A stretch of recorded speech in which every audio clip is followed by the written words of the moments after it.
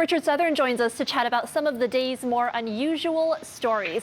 Something far different than suds is now being served up at the site of a former Toronto bar, Richard. The Brunswick. Did you ever go to the Brunny, Erica? No, I never did. I don't think so, unfortunately. Little bit before our time, but this was like for decades a legendary bar. The U of T students used to frequent it in the annex at the corner of Bloor and Brunswick. This is what it used to look like. There's the old Brunswick House logo. Boy, people used to go in there, dance the night away, drink cheap drinks. That wasn't until 4 years ago when this pub turned into a Rexall pharmacy. Well, get this, Erica. Many are having a good laugh today because the Brunny is again serving up shots, but not the tequila ones, the COVID-19 ones. This is, of course, one of the pharmacies participating in the AstraZeneca shots that are being doled out. So a lot of people having fun with this. One person on Twitter wrote, quote, "That'll be the first time that a trip to the Brunswick House resulted in being protected from a transmissible disease rather than picking one up."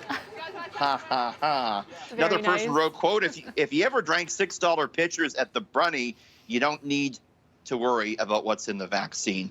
Eric, everyone having a good time with that one. I like that. Very local. I like it. Okay, bizarre Swiss tradition went ahead today despite the pandemic. This is kind of the Swiss's version of our Groundhog Day. They burn every year a big snowman, if you will, right? And they used to do it in the city, but now they didn't want crowds because of COVID-19. So there it is, traditional Swiss burning of the snowman. They moved to a remote central. Snowman. Okay. He's not having a very good day, is he, Erica? And the tradition is that the faster his head explodes, the sooner spring will come. Well, took 13 minutes for his head to be decapitated, which is longer than last year. So I guess spring might take a while in Switzerland. But anyways, the pandemic didn't ruin that strange tradition. We need something like that here at home, don't you think? Sure. I just wonder who thought of that was a way to decide when spring was going to come. Sure. It makes as much sense as the groundhog, perhaps. I think, yes. Okay, one baby boy could be in for a lifetime of mocking after his dad chose a very unusual name for his child. Oh, no. This is very bizarre. You got to feel for these kids that, they have the parents pick the weird names. This one takes the cake. An Indonesian man named his son what translates to Department of Statistical Communication. It's in honor of Dad's workplace that he really loves. Okay, this 38-year-old dad, he's worked as a public servant for over a decade.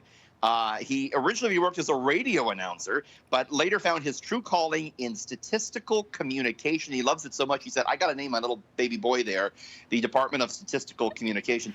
Erica, if you ever have a son or a daughter, would you name Department of Statistical? Oh, City News? I mean, because you love your job, right? I do love my job. I don't know if I love it enough to name my child after it.